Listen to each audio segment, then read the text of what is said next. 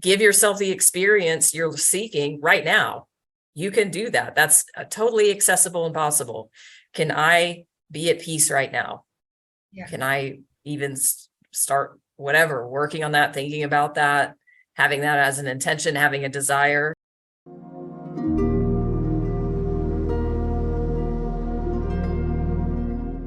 I've been able to partner with Headspace to bring you a special 14-day free trial to explore all Headspace has to offer. You can think of Headspace as your mind's best friend. Through science-backed meditation and mindfulness tools, Headspace helps you create life-changing habits to support your mental health and find a healthier, happier you. Headspace is proven to reduce stress by 14% in just 10 days. It can also help you relax your mind in minutes, improve focus, and get the best sleep ever. To access your 14-day free trial, simply click the link below or head over to chrissykdm.org/headspace. I'd like to welcome Natalie Speman to the show.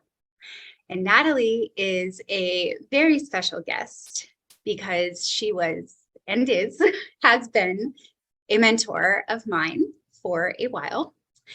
And I'm really excited to have Natalie on the show today so that we can have a conscious conversation and she can share her heart and her mind with the world.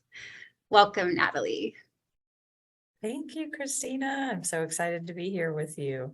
Yes, thank you so much for everything you've done, but also for being here with me. Can you just tell us, outside of being a coach, tell us a little bit about who you are and what you're up to right now? Yeah, sure. So, hi, everyone. Thanks for listening. I am a coach. I call myself a spiritual life coach. I'm also a Reiki Master Teacher and intuitive. And yeah, I feel like as I'm in this role as a coach over the past few years, like it's getting more clear, like who I help, right? There's themes that have emerged, and what's emerging for me now is that the place I love to work the most and with the people I love to work the most with are on like the deepest layers of self and of first accepting and loving who we are in our, what I like to call our messy humanity, and owning and embracing that. I feel like that's my passion. And it's interesting. I'm just going to go with what's coming here because I just made this intention last week with my coach. I'm going to offer something called the Year of Surrender. And it's going to be based on Michael Singer's teachings, which we're probably going to go into. But I feel like the work that I'm being called and led into is just this deepest level work, because life happens. There's always life. There's always happenings. There's always things. So yeah, we can try and manage and manipulate and do things out here. But if we don't go to the root, then we're not going to the root. So that's what I'm passionate about, what I'm up to right now. Yeah, I love that. So that's also why I just resonate with you so much as a mentor, because to me, it's all about the deepest work, right? Like the intention of this podcast is to share information so that people can hear something, anything that resonates that can help them remember the truth of who they are. And when I say the truth of who they are, I mean who we are as spirit, who we are at our core. And so I didn't know that. I know you just decided with your coach. That's so exciting. So, I mean, surrender is a great topic, but tell me a little bit about the teachings. I'm not familiar with Michael Singer. I've listened to a few of his podcast episodes that you've shared with me, but overall, I'm not familiar 100%. So can you share a little bit about those teachings? Yeah, sure. So, I mean, if you're listening and you don't know who this person is, it's like, I mean, I think what would be most compelling for somebody is to be like, is to share what he's created and who he's about. So he's an American who was on the board of the website most Americans know called WebMD. Everyone knows WebMD. It's when you're sick, you go there and you put in your symptoms and then you get freaked And then you out. find out 20 million things that might be wrong with you. Right. So what's interesting about Michael Singer is still is very much in the world, but out of the world. I mean, in that example of just him being on the board or whatever his role was with $1 billion company. So most people think a spiritual person isn't going to be in those realms, but he is deeply spiritual and was in those realms. But he's been a lifelong student of spiritual teachings, Buddhism, Hinduism. Mm-hmm. And he has a book called The Surrender Experiment. It's his memoir. So when he was around 20 years old, he got this intention as he started his spiritual journey, like, I'm going to do this experiment where I surrender to everything and see what happens. And based on him surrendering to everything, he became billionaire, or whatever, CEO of $1 billion corporation. It's it's not that simple or black and white, but it's a powerful example because it flies in the face of, oh no, you have to sell everything you own and move to India and live in an ashram.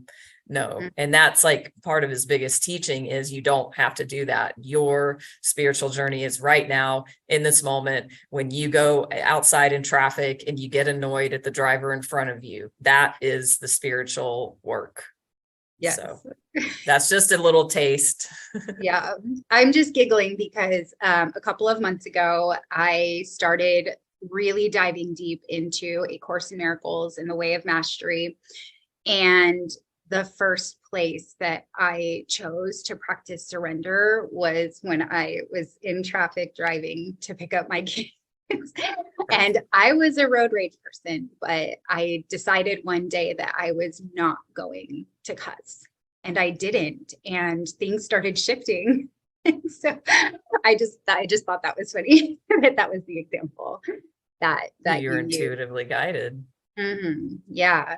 So surrender. What is that? How would Michael Singer define surrender?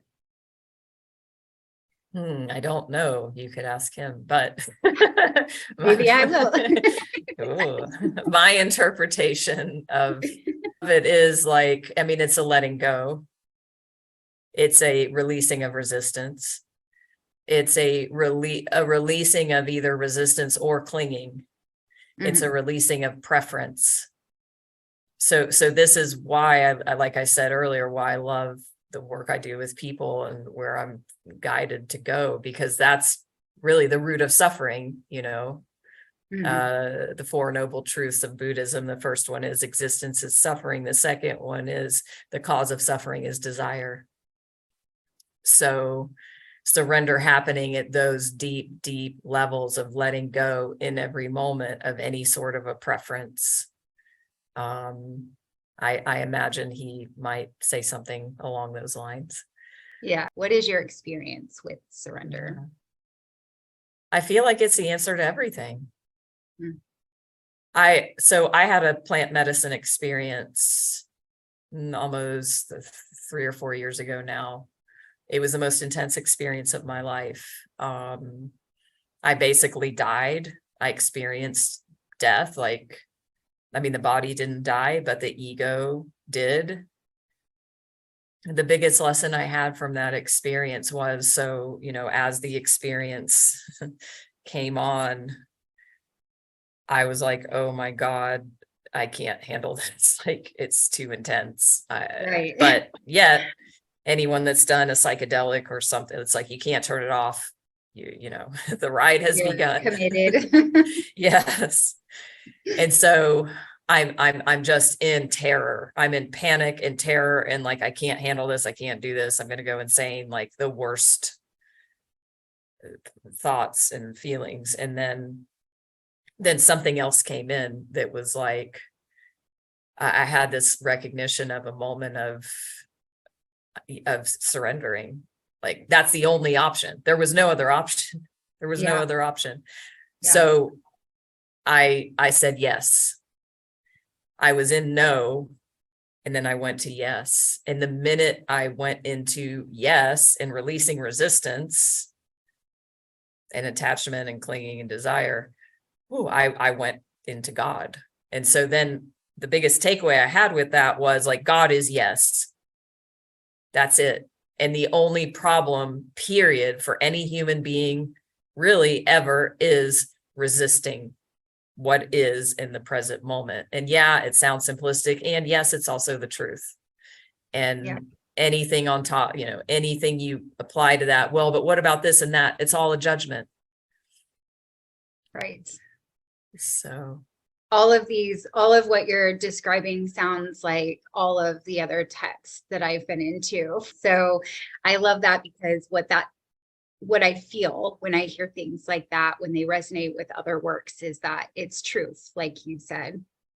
And when you were describing your experience of like the fear, and you were a no, and then God was yes, I was having some memories of my own moments of surrender, and I could feel like the contraction and then I could feel the release, almost as if you described it. So I'm curious if you could give, a lot of people may not be into the plant medicine, or maybe some more examples. I'm imagining that there's going to be listeners from all levels of consciousness, and so if you'd be willing to describe what resistance feels like, or what surrender feels like to you, and maybe some practical situations where those can be applied. yeah, great question. Because, I'm extracting this very unique experience, but, the takeaway from it is that, okay, then I went out into the world, and I remember I left on my motorbike because I'm living in Bali. And what I can describe it as, this layer of ego was gone. This layer which ego is resistance, or mind is, the conditioned mind is resistance. So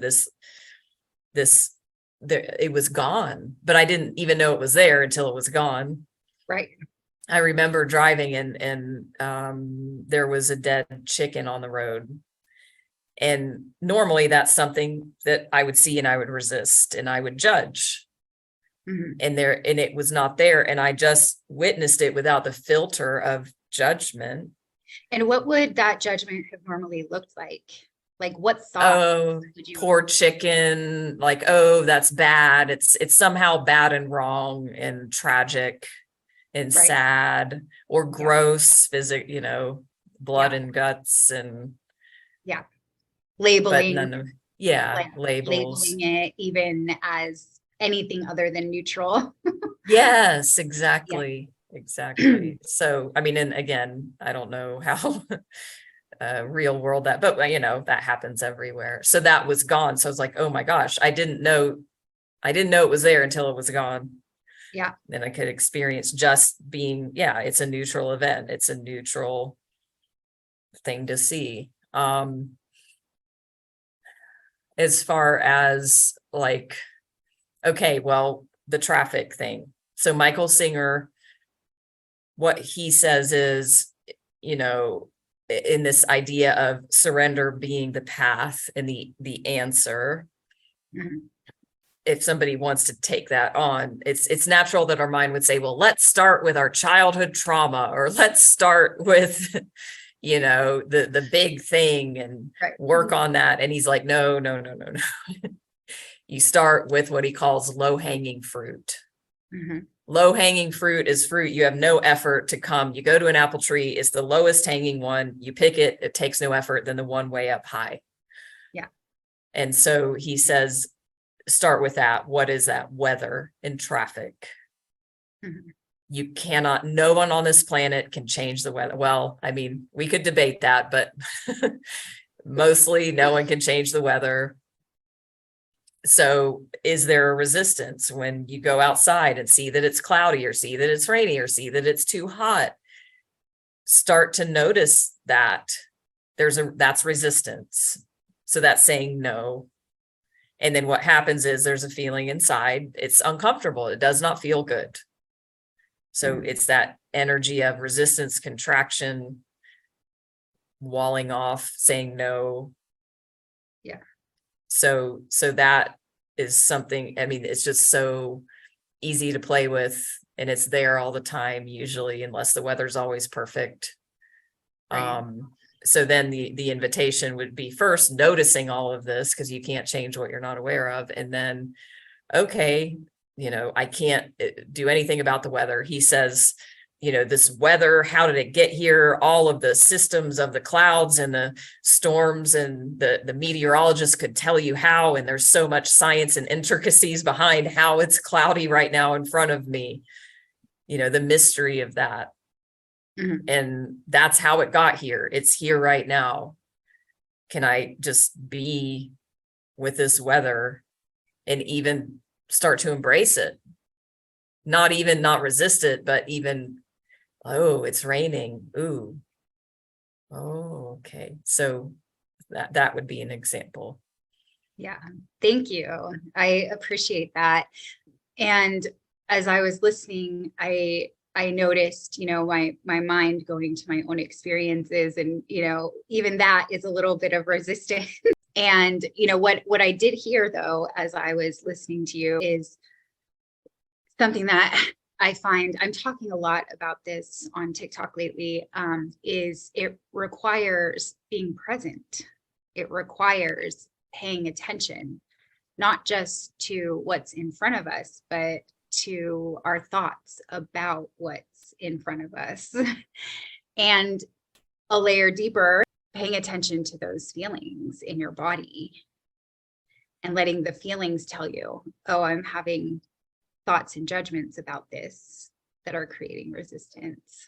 So the surrender experiment, I'm a little curious. When you first mentioned that you just decided, I'm curious about the decision. And then I'm also curious about what is it and what will it look like? Yeah, I'm calling what I'm doing a year of surrender. Michael Singer's book, his memoir, is called The Surrender Experiment. Mhm. So to clear that up as two different things. I mean, yeah, anyway, I'm like thinking, could I take that on? But no.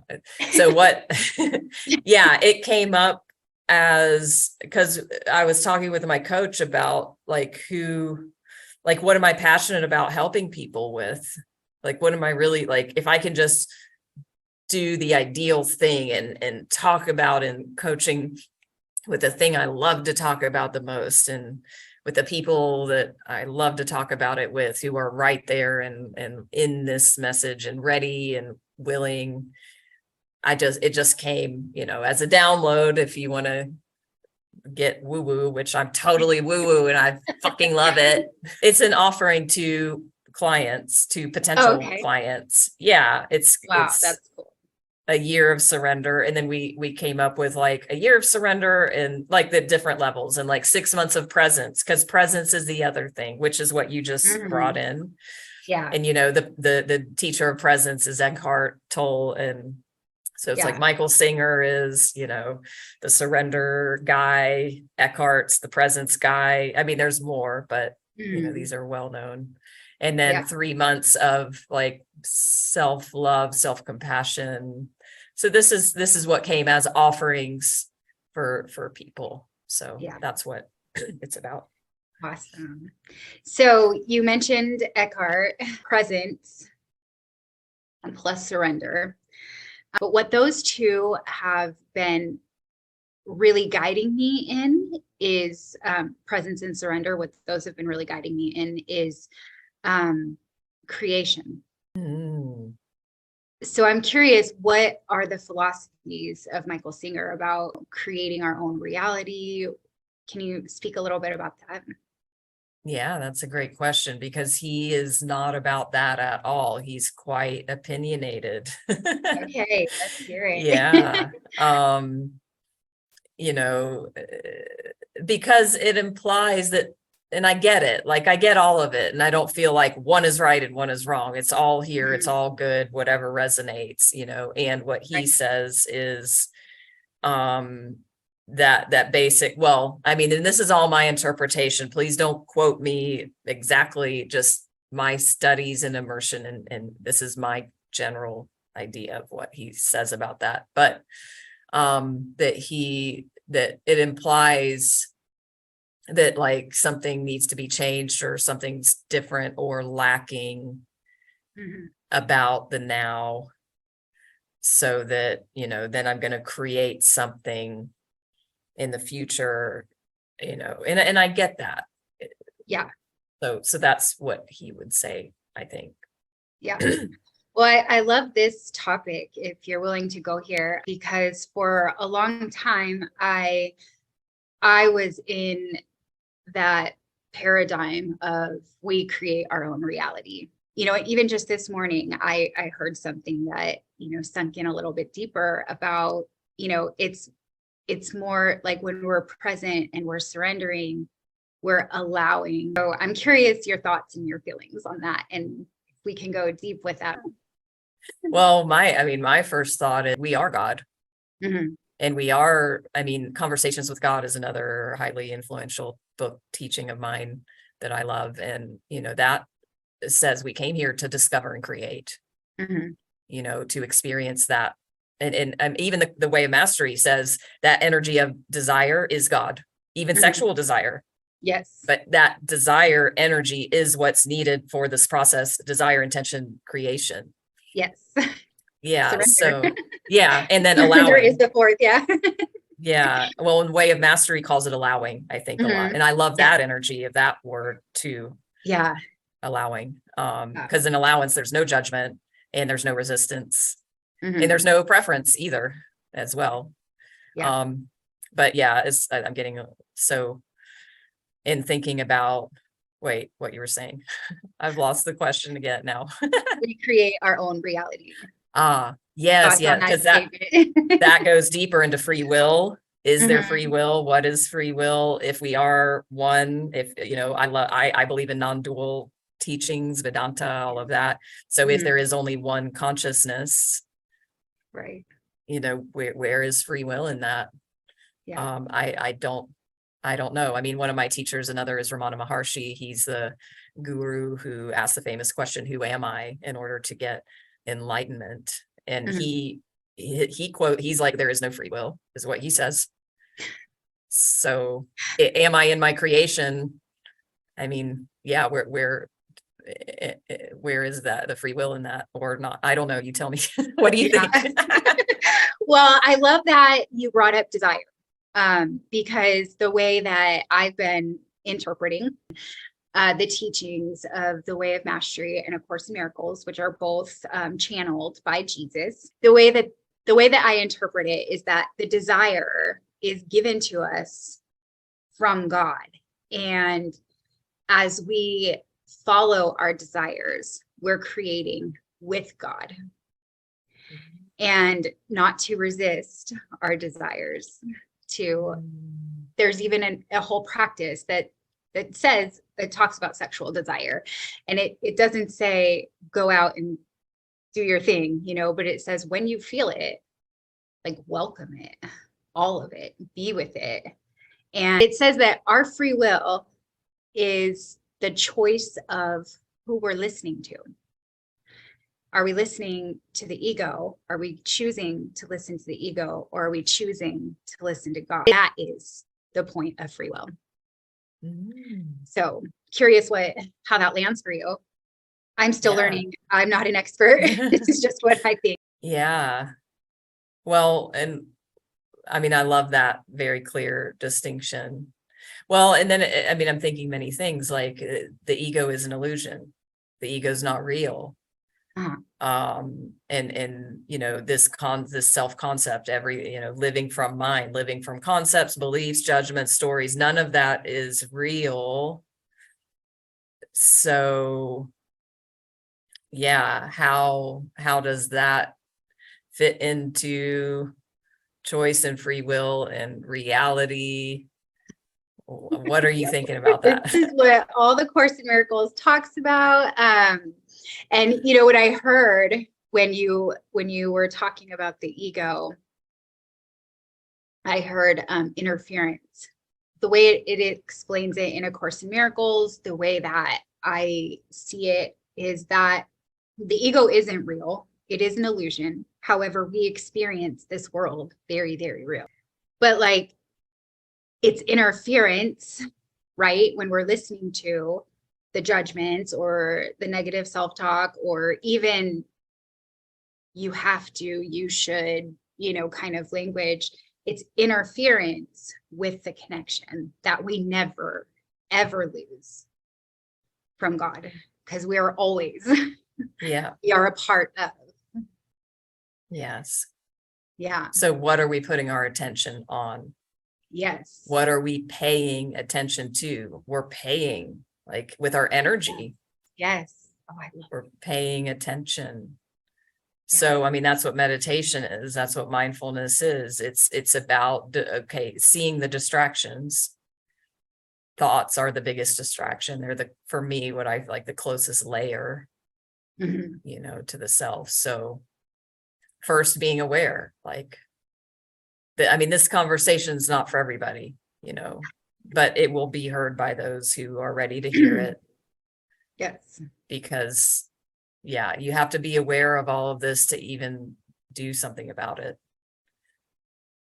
And it's not even doing something, it's like ceasing identification, believing of the stories. Yeah. Yeah. I loved how you said it's not even doing anything.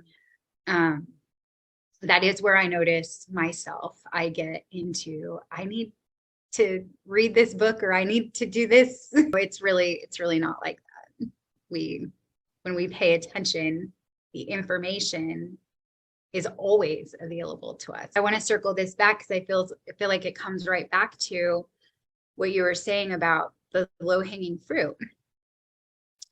If we're paying attention in the moment, we're going to hear the interference. We don't have to go search for it. I'm a teacher on Insight Timer, the #1 free meditation app. And I go live in there many times, you know, a couple times a week. And, you know, I have an audience there, and, you know, I was doing this yesterday, and it got, you know, the message got what I call like spiritual tough love. It was, you know, some of that was coming in as far as, okay, you have a story about why you're suffering, you know, because, and there's hard stuff, bad things happen. You know, this one lady, her son died at 17 years old. That's horrible. That's bad. It's not about whitewashing that away. And also, how long are you going to choose to have that story and that suffering color and create the rest of your life? And you get to make a choice about that. And that can be really hard to hear for somebody that's not ready or willing to hear it. So even what I say this a lot in there, which is why I'm bringing it up in my live sessions, is like, if you're here hearing this, you're meant to hear it. I love that. So trust that. Yes. And so even yesterday, even though there was hard truths coming out, I was like, it's because it really goes back to the whole conversation of victim versus responsible. Are you going to show up in the world as a victim to your reality, or as I'm responsible for my reality? And even what we're talking about with surrender and everything can still fit into that as well. Oh, huge. Yes. Yeah, I know for me, hearing that, like the concept that our outer world is just a reflection of our inner world. Yeah. Hearing that doesn't really push on me until I'm faced with something that I'm looking to accept that is me, and I don't want it. I'm resisting. It's hard. The more you practice, it gets easier, but with certain things, the deep, deep, deep wounds, it's hard to own it as yourself. And there are times where it's like, that's not, I want it to not be me. And that's only going back to a judgment I have about it. If all events are neutral, then it should be no problem to accept everything as myself. That reminds me of Adyashanti, another teacher, has a quote that says human beings' biggest addiction is the addiction to self-judgment. And that I totally believe that. I believe that. And I believe self-judgment is the root of that deepest layer of what's in the way of liberation and peace and enlightenment. Because if we're judging ourselves, I mean, that just creates this structure above that's going to be flawed.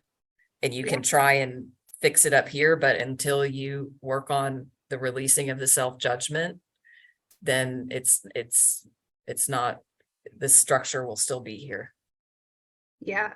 Yes, that is what the Course in Miracles, Way of Mastery, I believe Eckhart Tolle, almost every piece of work that has brought me closer to the truth of who I am, it's that. It is that. And anytime we're seeing ourselves judge someone else, it's because we're projecting out our own self-judgment. Because we are God, and you are God, and everything and everyone's God. So if I'm judging it, I'm judging God. Yep. And I'm judging myself. And I mean, it's resistance. It's ego. It's illusion. Yeah. Yeah. I loved how you said that because we're all God. So you are God. I am God. We're all one. My belief and concept, which I'm judging myself that I have beliefs and concepts because it's not right. It's not good enough, whatever, but it's there, is that God is the energy that we call love. And that's why humans were obsessed with love. Every single culture and whatever, it's like love. We all want love. We need love. We in ideas of love, because the truest essence of that is God. And so that's why we want to feel it. We want to feel that because that's the truth. When you said we're all wanting it, right? We're all desiring it. There's two things that are coming up for me around this. One is the very first book in my spiritual journey that I was introduced to was called Real Love. And I had gotten out of treatment, and my treatment team told me that I should go be around recovery, maybe go to a church or a spiritual center. They were just trying to get me around people and get around some sort of faith and truth. And I went to the website of a spiritual center that was near me, and I looked at their calendar. I saw Real Love, and I was like, sounds like something I need. So I went. And that was really the start of, me opening up. And the book, it's by Greg Bear. I think he has Real Love in Dating, Real Love in Parenting. But the first book, Real Love, is about how that is what we're all wanting. It is what we're all seeking. We're all yearning for love or God or the truth. And then he outlines so many different ways that he calls it trading imitation love.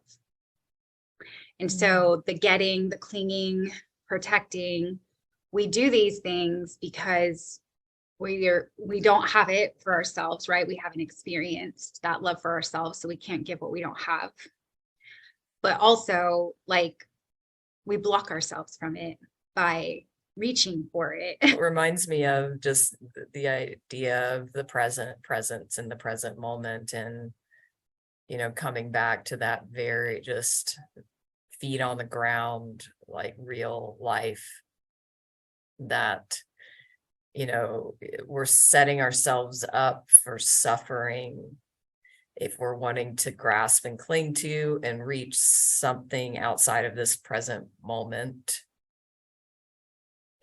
because then it means there's something wrong with this moment now, and time is an illusion. Anything like what you're talking about is thoughts, and they're just whatever kind of thoughts, they're thoughts. So we're either, thinking about the past, thinking about the future, or why I'm not okay right now. Like, that's really, to me, the biggest thought that creates the most suffering. Why this present moment is not okay. Why I'm not okay right now. And so, but again, it's totally human and common and normal. Yeah. But also we're awakening, and humanity's awakening, and that's why we're here. And I love it. I mean, I like to focus on where we're going and the awakening of consciousness that's happening. We can't deny it. We can't, it's amazing. And I had a conversation with a friend the other day, and I was saying this, and he's like, yeah. And also, but just as much as we're going up, like these other energies, there are other people that's just equally bad. And I'm like, well, okay, you could have that belief, but I choose to not. I choose to believe in ultimate good outcome. But, going back to this yearning, this wanting, I mean, it's human. And, but I think what I noticed, and I talked about this in my live session yesterday, is I'm noticing this. There's always an urgency. My mind is always creating an urgency. I've got to go do this. I've got to do this. I've got to go here. I've got to be here. Go, and do. And there's this new thought happening, which is the next step on my journey, is there's nowhere to go. And I've heard that a million times. But literally, like, I am an eternal being. This is not my only incarnation. I've always existed. I will also. So what's the freaking rush? Bless my heart with love. But it was a noticing of that. Like, I have my own business. I have the most amazing life. Nobody is not one person can tell me what to do. I have total sovereignty. I'm my own boss. I make my own money. I have my own business. I make my own. I'm single. So why am I choosing this? But it's just a natural thing. So I'm working on, okay, there's nothing urgent. There's nowhere to go. And Eckhart talks about this idea I go back to a lot, of the transcendent dimension. In the present moment, there's a transcendent dimension. Like, that was a concept to me until I experienced it. When you learn to really, or awaken or open to the actual present moment, it's everything we're trying to seek. It's already here. You hear that. Michael Singer has an awesome little thing he says, where he's like, we all the spiritual people, I do this too. We want enlightenment. We want to be enlightened. We want to be liberated. It's already here. It's already now. It's just about unbecoming and removing the layers of what's blocking us from that. But he says, like, it's like saying, I want to be in New York City. And yet you're in New York. You're standing in the middle of New York City with blinders on, saying, I want to be in New York City. I want to be in New York City. You're already there. You just need to take off your freaking blinders. There's so many threads that popped up when you were saying that, but what I wanted to ask you about was, you said experience. And that, to me, is the goal, right? To have peace inside the experience. Just even in the past few months, I took on a task, a thing that I was really resistant to. And I said, I'm going to practice presence and surrender. And when I first started this thing, I was really rushed, like really just all the time. When I noticed my experience was stressed and rushed and not fun, not pleasant, I would come back. And then when I got present, it was more doable for lack of a better word. But now when I do this task, I actually look forward to it because I use it as an opportunity to get present. That's such a powerful example. That's exactly what I was saying yesterday. Like I said, I was telling the audience, like, think of something you want and just tell me, like, even everything that you want. I want a partner. I want money. I want blah. I want to travel. I want help. Why do you want all of these things? Well, I want a better job because I want more money. But why do you want more money? So I can do more stuff and buy things that I want. Why do you want to buy things that you want, like that? And you follow that. If you follow the thread of why we want everything, it's so we can feel at peace right now, or freedom and peace and joy. Mm-hmm. But really, for me, I feel underneath it's peace. We all just want peace, period. So why? I mean, it's a natural human thing. We try and create things out here so that we can feel a certain way in here. Oh my gosh, let's reverse that. You don't have to go, like I was giving the example. I'm a spiritual life coach in Bali and I have an amazing life, and say I'm living in the US and, oh, I want to be doing this here in Bali. Oh my gosh, there's so many steps to get to being there and I can't be happy until I get there. It's like, let's reverse that. Yeah. Give yourself the experience you're seeking right now. You can do that. That's totally accessible and possible. Can I be at peace right now?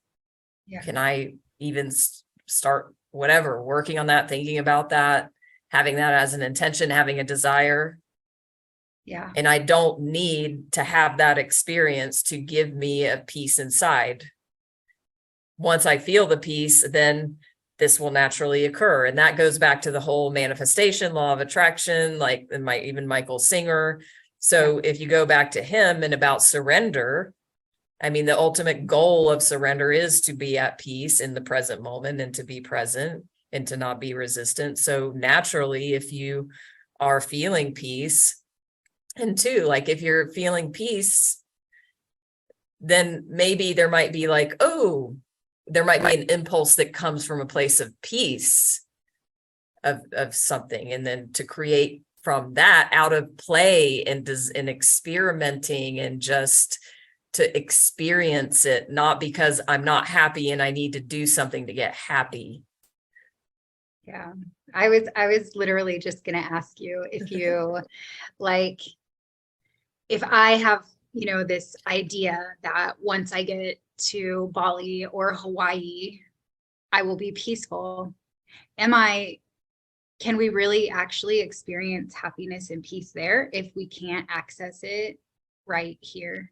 Reminds me of I don't know, this just came, whatever, download, spiritual woo-woo, download, fucking download.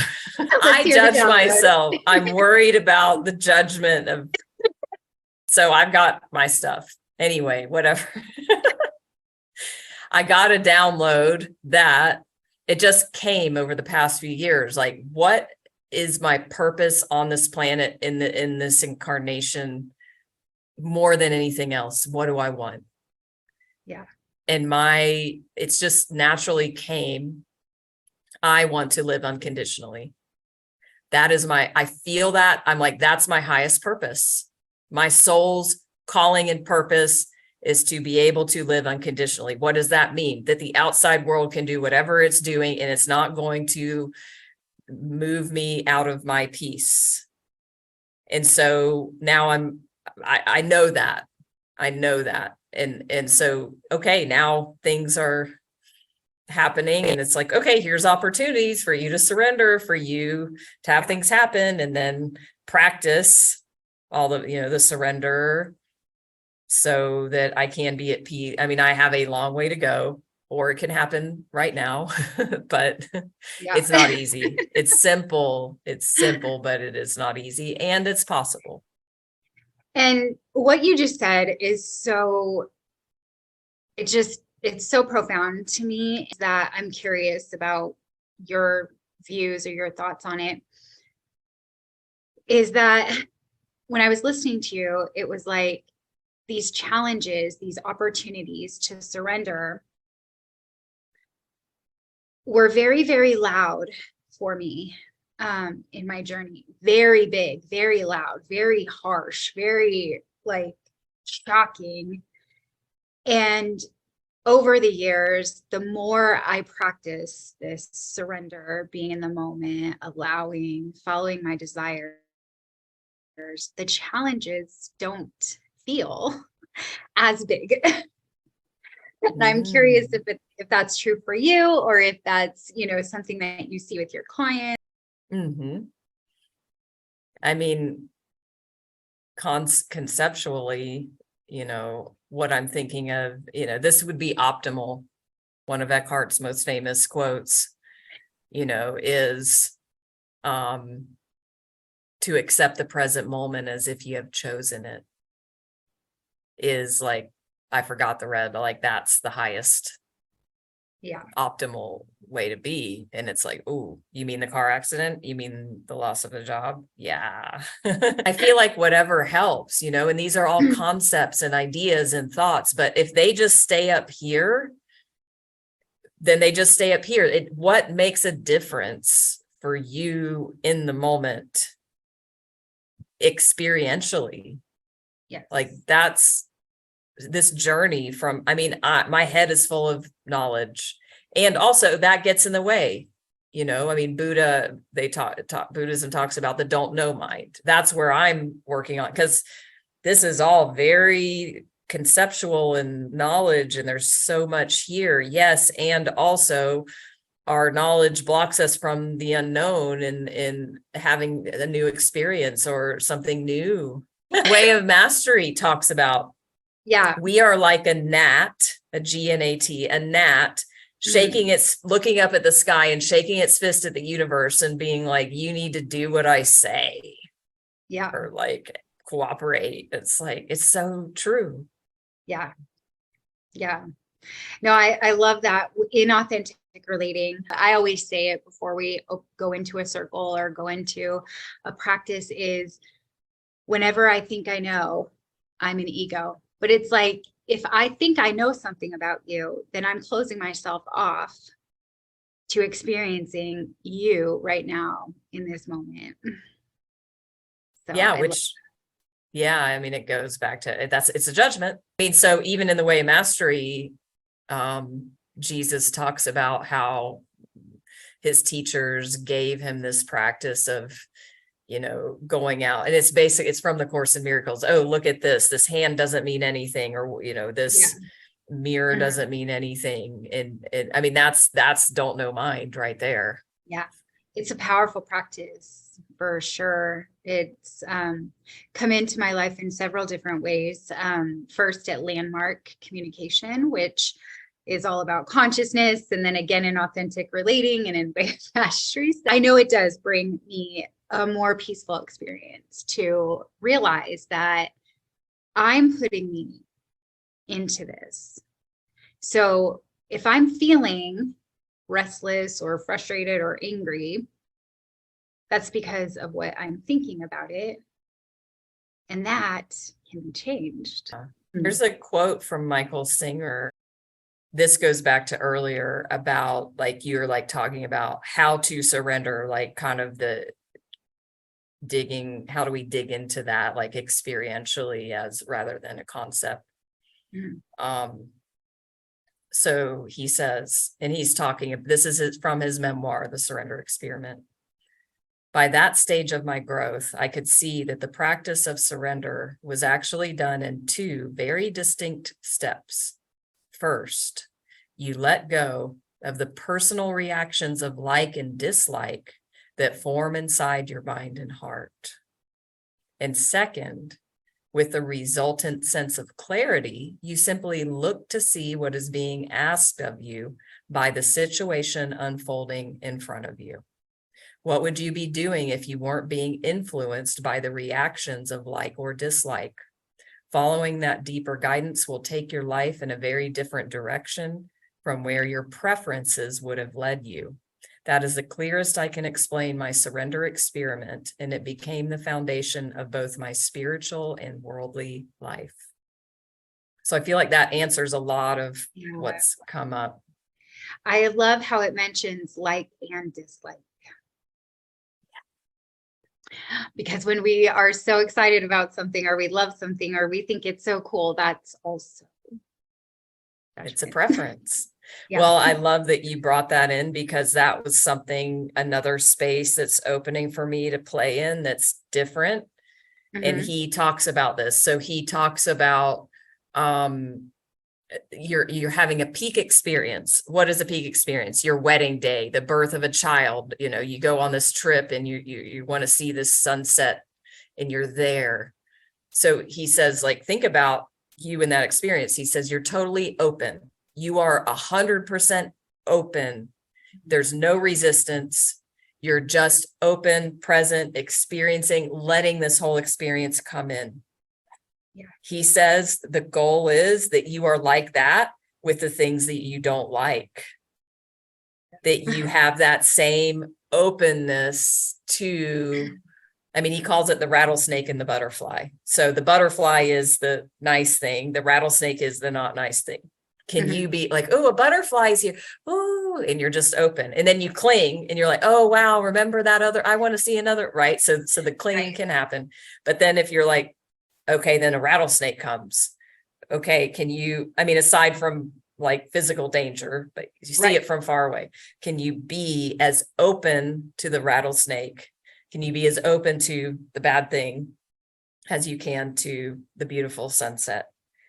Yeah. That is a huge shift for me in my attitude, because I'm human and I'm like, get that away, more of this, less of that. Yeah. Well, Natalie, this has been so fun. And I have a couple of questions that I ask my guests before we end. So do you have time to? Yes.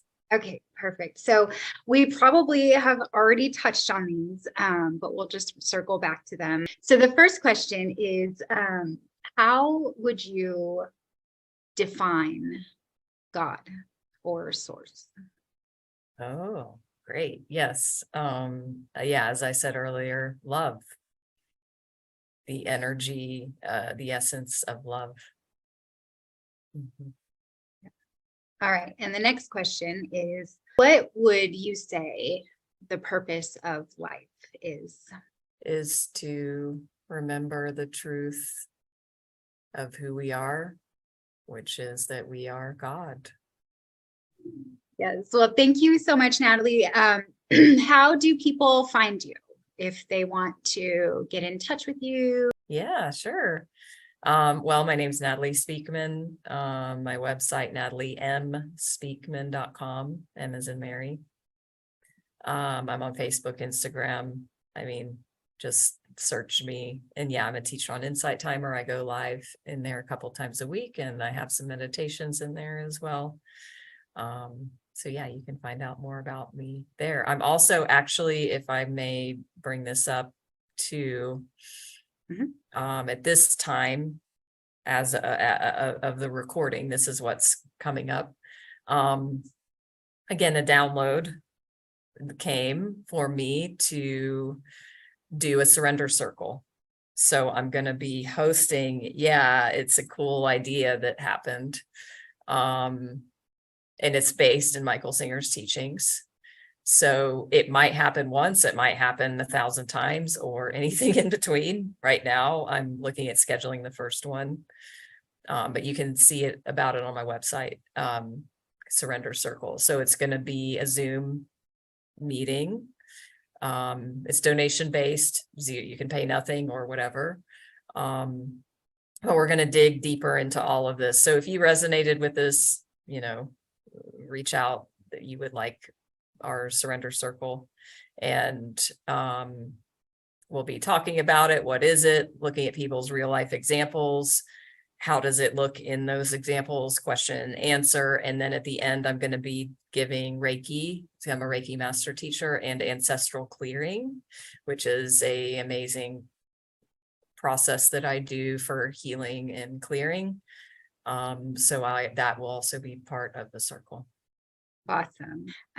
Thank you so much. It's been so great having you as a guest. Thank you. I would like to personally thank you for tuning in to this episode. If you haven't already, please be sure to like this episode, subscribe to my channel, and turn on notifications so that you never miss a beat. And if you really resonated with this content, please share it with all of your friends so that collectively we can expand our consciousness. Have a very blessed week.